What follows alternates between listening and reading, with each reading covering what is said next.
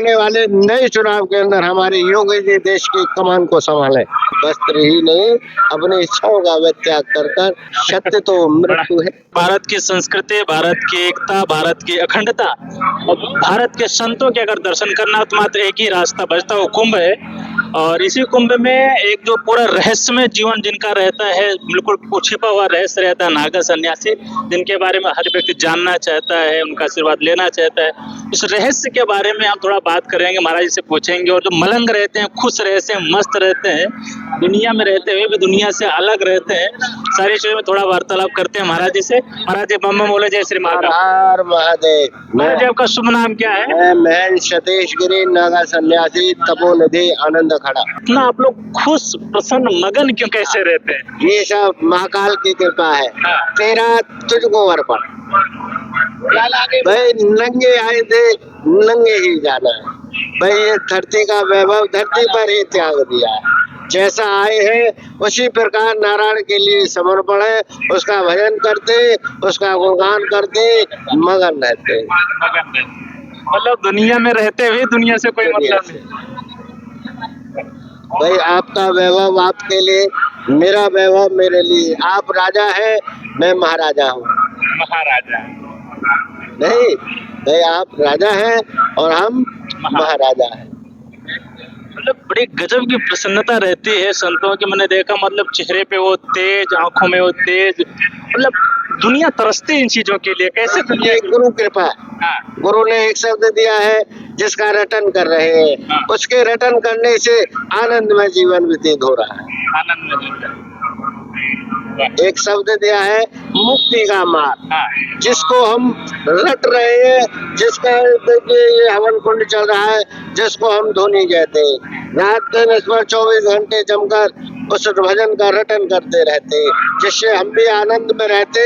उस रटन को करते, वो रटन गुरु तक जाता है, फिर उस रटन को गुरु और भी बढ़ा देते, फिर वो गुरु से रटन नारायण तक जाता है, जिससे नारायण की कृपा बनी रहती है। अच्छा महाराज जी, मुक्ति कैसे मिले? मुक्ति का क्या मार्ग है? मुक्ति के लिए नारायण ने 3 मार्ग दिए। पहला मार्ग, जितना हो, जहाँ जहाँ उसके देव स्थान है, हमारे गंगा, यमुना, नर्मदे, सरस्वती, सभी की यात्रा। पहला मार्ग, जितना हो जाए उसके समर्पण में शरीर से यात्रा। दूसरा, ये मुख दिया है, जितना हो उसका नाम रटेगा। ये मुक्ति का मार्ग है, क्योंकि बिना, ये कलयुग है। मुक्ति के अंदर हमारे ग्रंथों में लिया है, कलयुग तेरा नाम आधारा। इस युग के अंदर देखिए, आज त्रेता नहीं है, सतयुग नहीं है। सतयुग था तो सत्य था, युग चल रहा था। जिस समय सत्य खत्म हो गया, युग खत्म हो गया। त्रेता था, हमारे ऋषि मुनि हजारों हजारों लाखों लाखों बार तप किया करते थे। जिस समय तप खत्म हुआ, त्रेता युग खत्म हुआ। इस समय कलयुग है। अंत में मुक्ति का मार्ग दान दिया। अगर धन है तो हाथों से दान कर, जिससे तेरी मुक्ति का मार्ग प्रस्तुत। सत्य क्या है? सत्य तो मृत्यु है। सत्य तो एक ही छुरी है। बेसत्य तो मृत्यु है। कोई सत्य नहीं है। नहीं, इससे बड़ा कुछ। सत्य तो मृत्यु है, लेकिन जीवंत में उसका नाम सत्य है, क्योंकि राम नाम सत्य है।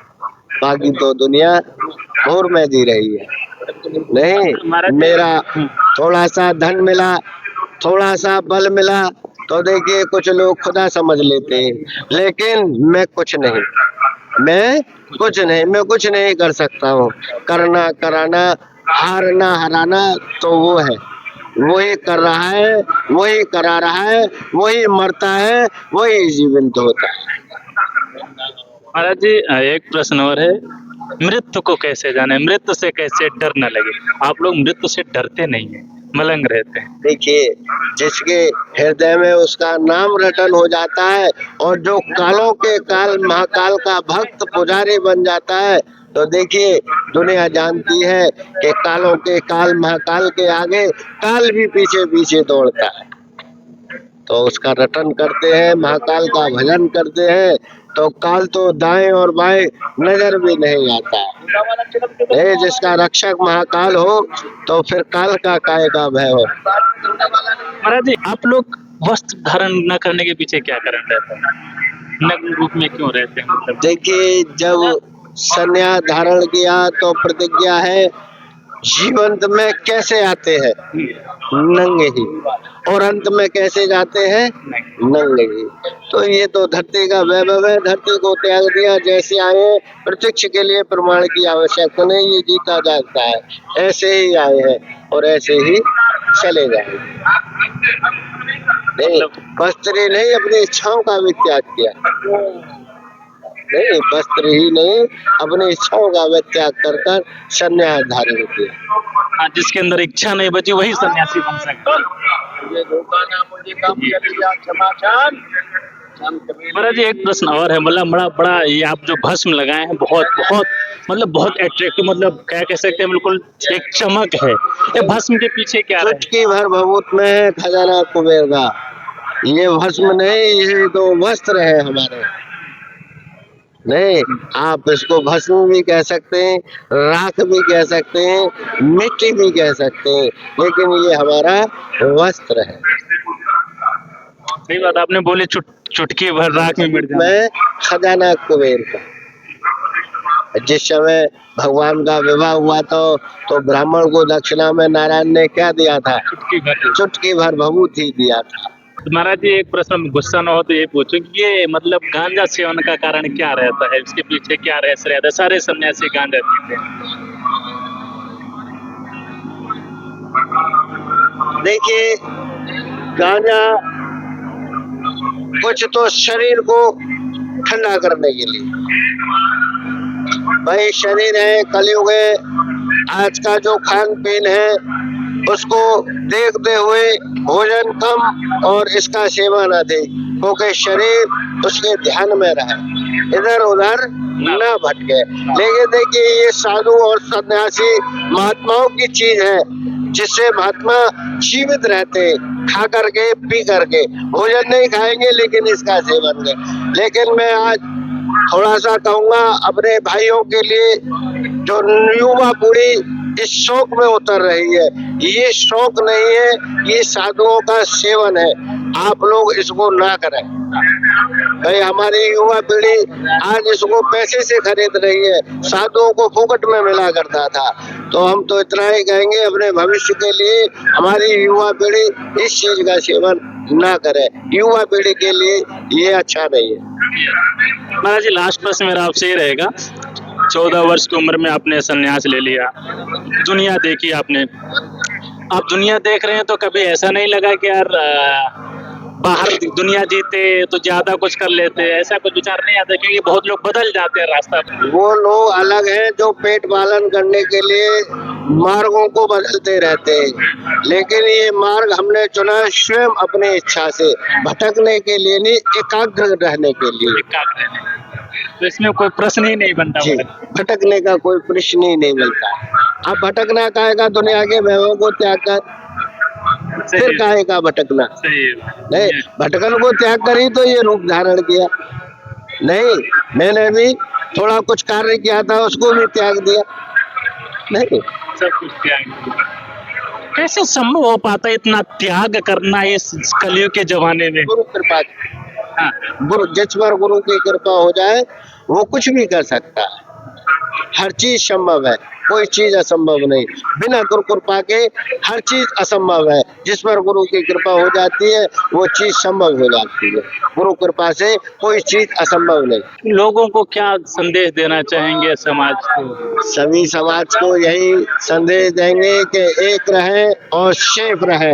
आज हमारे भारत में 2 राजा हैं और शायद ही आगे का भविष्य देख रहे हैं कि ऐसा राजा जीवन में कभी हमको नहीं मिलेगा जो इस समय हमारे गद्दे पर विराजमान है, जो आज हमारे देश में रहते हुए हमारे धर्म के प्रति अपने शरीर का भी त्याग करने के लिए तैयार है।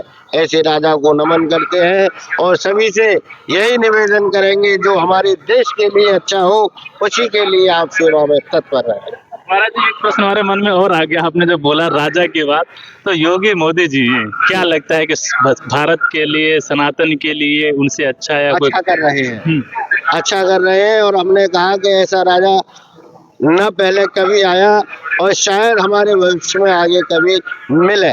ऐसा राजा हमको जीवन में नहीं मिलेगा। कुंभ में बहुत अच्छी मेहनत की। जी, कुंभ में अच्छा मैनेज कर रहे हैं। और हमने देखा अपने काल के अंदर कि कभी कभी कोई मुख्यमंत्री आता है देखने के लिए, पूरे मार्गों को बंद करा देते हैं, पब्लिक के लिए परेशानी करते हैं। लेकिन हमारे योगी जी ने अभी 1 महीना 1.5 महीना नहीं हुआ है पूरा तैयारियों को चलते हुए, करीब करीब 15 से 16 बार महाकुंभ के अंदर आ चुके हैं। एक एक निगरानी अपने स्वयं दृष्टि से देख रहे हैं। हर कैंप के अंदर जा जाकर सभी साधुओं से भेंट वार्ता कर रहे हैं, सभी के लिए हाल चाल पूछ रहे हैं, कोई किसी को समस्या तो नहीं। ऐसे राजा को हम नमन करते हैं। तो क्या लगता है योगी जी आने वाले महाराजा ही बनने वाले हैं? जी, हम तो ईश्वर से प्रार्थना करेंगे कि आने वाले भविष्य में और आने वाले नए चुनाव के अंदर हमारे योगी जी देश की कमान को संभालें। देश को जी, देश के हित में रहेगा। जी, देश की कमान को संभालें और आने वाले प्रधानमंत्री हमारे योगी आदित्यनाथ होंगे। ये बात है, खैर ये सन्यासियों की बात टाली नहीं जा सकती। जिन्होंने आशीर्वाद दिया तो भविष्य में ऐसा हो भी जाएगा, कोई शक नहीं। होगा, बिल्कुल होगा। होगा।